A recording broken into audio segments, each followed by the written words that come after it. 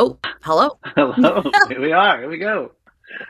Welcome, friends. We were just having a conversation before we pressed record because today's blog article by Seth is extremely good. It is extremely long.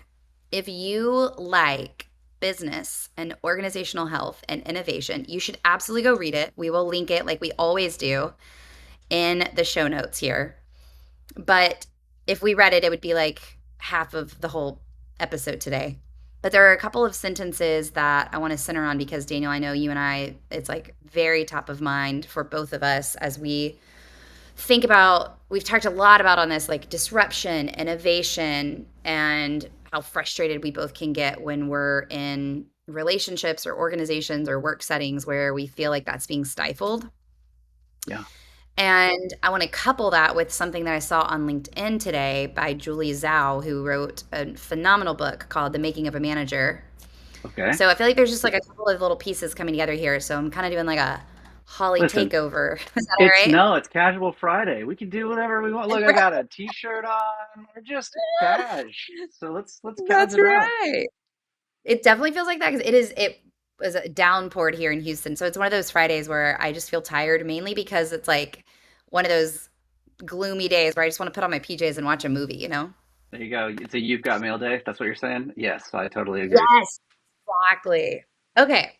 So, in today's podcast, the topic of it is centering, and his overarching takeaway is at the very bottom. So, I'm going to read that first. The last three little lines. The most effective way to change an organization, a company, or relationship is to identify the invisible centering forces and address them.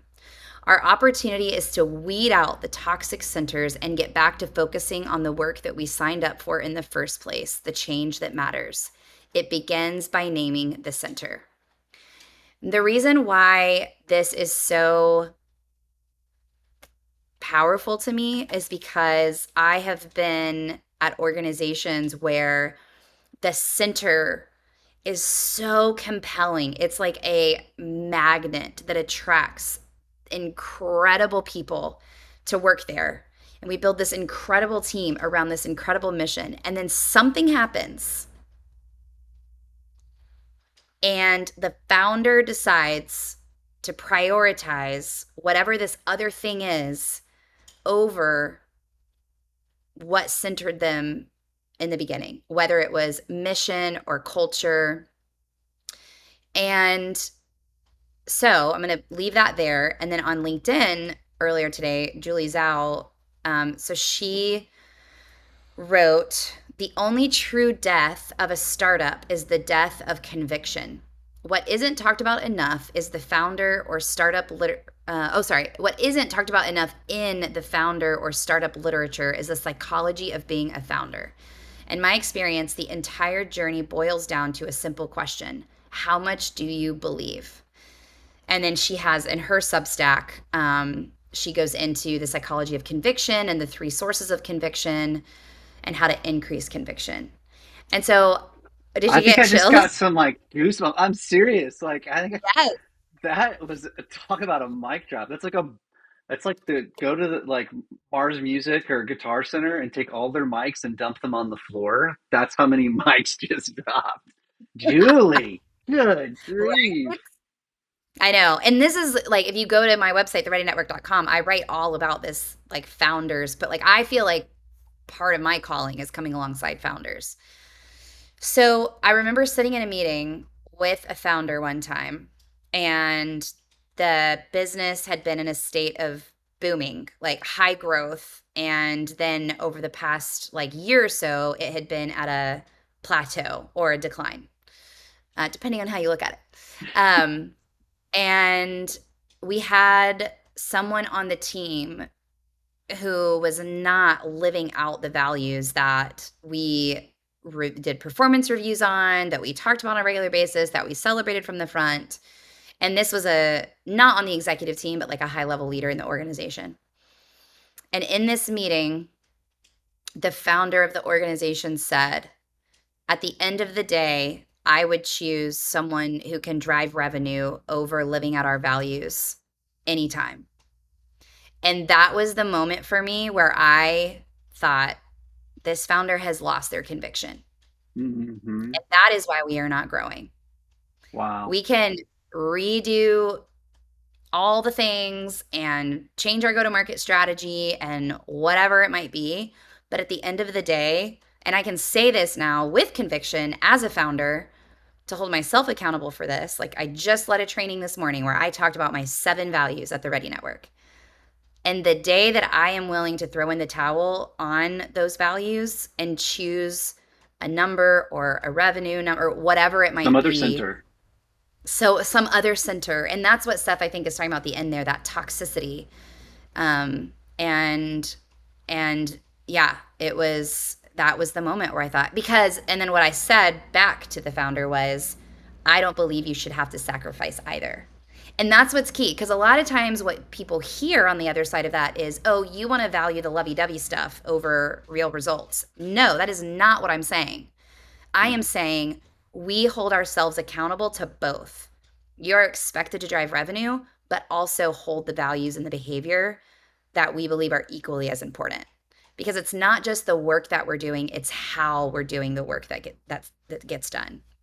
So, anyway, that's what I'm taking from this very long article by Seth today is just that center of gravity can be that magnetic force that's of positivity, or it can be a force of toxicity. And I think where you start to see organizations go to die or really struggle is when it changes from a force of positivity to that toxicity.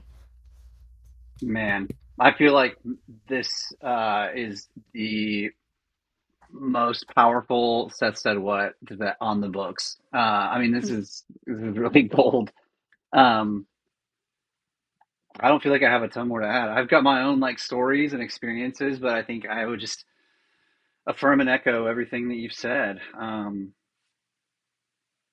Yeah, I, already it's pretty power packed. So Yeah. absolutely. I mean, it's expected. And that, Here we go. It's expected that there will be pendulum swings, but mhm. like I think of where we grew up in Nashville, the Children's Science Museum. Do you remember that giant pendulum that would swing? I'm just Oh, thinking about yes, that. right in the middle. Oh my It was gosh, I haven't thought of that in like huge. 25 years, Daniel. Yeah. Well, I mean, so that's when I think pendulum swing. I think of that giant, slow pendulum.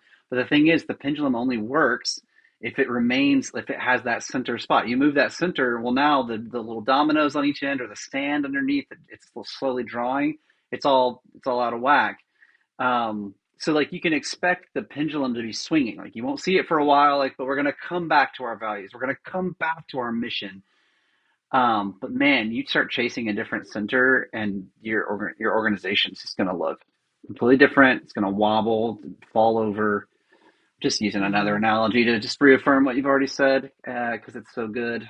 Um, Yeah. Well, and it's just, and I just, again, like, and I'm saying this for myself as much as anyone else, but like, you don't have to sacrifice one for the other. That is, I just refuse to believe that you have to choose profit over people or people over profit. Like, it's both. You can fully value people and fully value profit. yeah, And it doesn't mean it's easy. It doesn't mean you're going to have to make really hard choices. It doesn't mean that you keep everybody around, right? Like, doesn't mean you're not going to do layoffs. Doesn't mean you're not going to change your strategy or whatever it might be. But holding yourself accountable to the way that you get work done is just as important as getting the work done. So, yeah, well, there you go. That's our Seth Said What's. Thank you, Seth, for this manifesto of reminding what is our center. And I think this is also, side note, for those who are listening that aren't leading an organization, this is a helpful exercise just to use for yourself. Like, what is your center? Um, and how do you stay rooted in that and make decisions through that lens? That can often help us untangle some of the messiness we might be feeling as we're searching for clarity or next steps or whatever that might look like in our own lives. yeah. That's awesome, Holly. Um, all right, there you have it. A power packed casual Friday afternoon. Thanks to Seth Godin. We'll link, as we always do, to this blog post.